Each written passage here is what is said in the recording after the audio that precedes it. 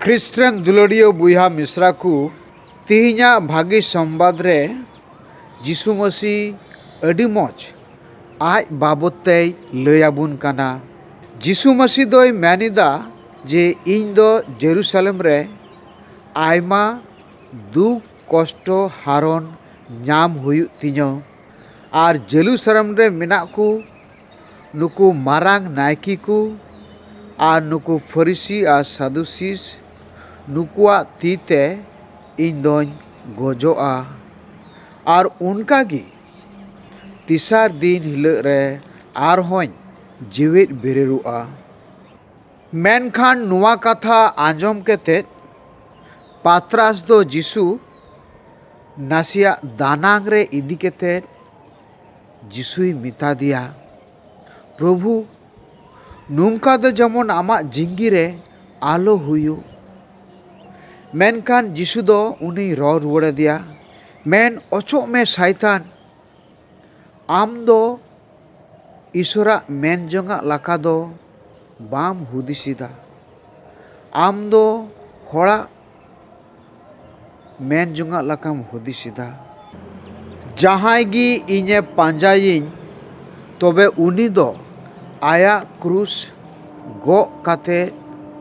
जमन नुआ कष्ट हारन नुआ कोई सहाव दाड़ी।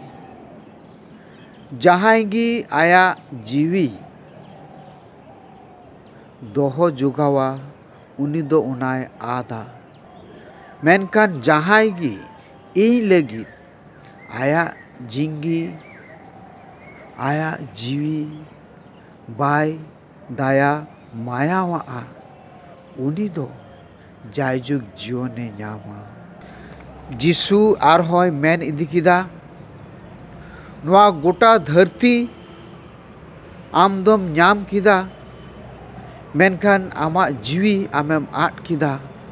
तबे नुआर दो चे लाफा हुयुक तमा। गोटा धरती रेना सानामा एम नाम किदा, मेनखान आमा जीवीम आट किदा, तबे आमा दो चे लाभ हुयुक तमा। ख्रिस्टान दुलड़िया बुहा मिश्रा को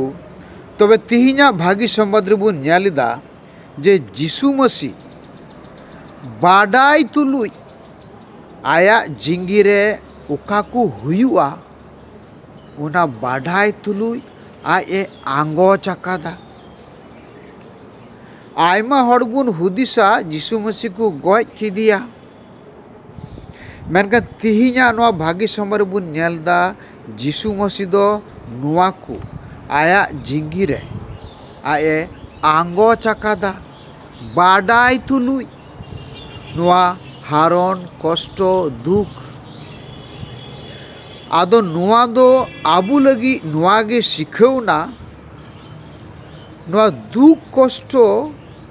रे मतलब एम नाम खाय हारन कष्ट ओनाम आटकार लिखाय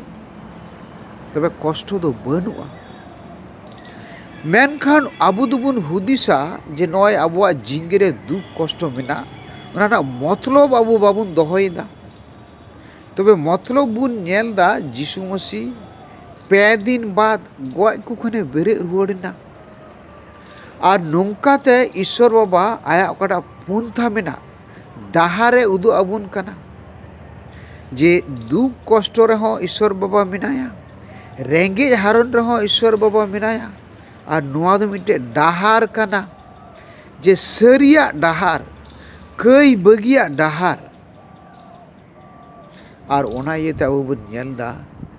जे नुआ आठवार रे आबो थिन ओड़ा बन चाला खाय गिरजे खय चेद एम इदी तोराया, चेद एम इदी तोराया आमा ओड़ा सरिया लगित सरी रोड लगित आमा जीवी चला रहो तिंगु में। तबे जीशु मसीह नुआ को साना में बाडाया जे जेरूशलेम रे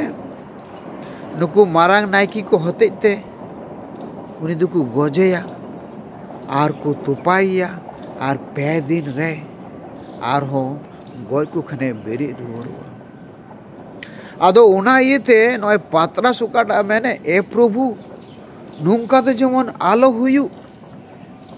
पात्रास दो अबु सानाम होड़ लका होड़ा ए हुदिस दा मेंकन जिसु मसीह दो ईश्वर बाबा उकाटा कमी एम कावदी उना कमी पुराव लगी दे हेज अकाना और उना कमी दो चेक कना जे सरिया रोड में कई बगी में और ईश्वर बाबा आंगोचे ईश्वर बाबा उकाटा मेन अका उनाम आंगोच लिखाय आयमा होड़ आम विरुद्ध रिकु तिंगुआ उना सहाव में और जिसु मसीह दो उनाय सहाव किदा और मुचाद रेबुन नेलदा जिसु मसीह मेनदा आम दो नोआ धरती रे सानामा एम ᱧᱟᱢ किदा जम ᱧᱩ किचरी खंडुआ सानामा कुशी रस्क दौन कुचुड़ मेनखान आमा जीवीम आट किदा आमा आत्मा आट किदा ईश्वरा डाहारेम आट किदा तबे जिसु मसीह मेनदा चे लाफा हुईना आदो ओका समय अबु हड़ कोबुन नेल कोआ जे कोड़ा से कुड़ी जखने हाड़ाम बुढ़ी कना जे दुनिया रिना जतो पाप कमी कराव कदा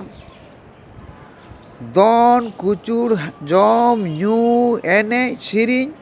35 बछरे हुईना 50 बछरे हुईना आदो उनी दो लांगायना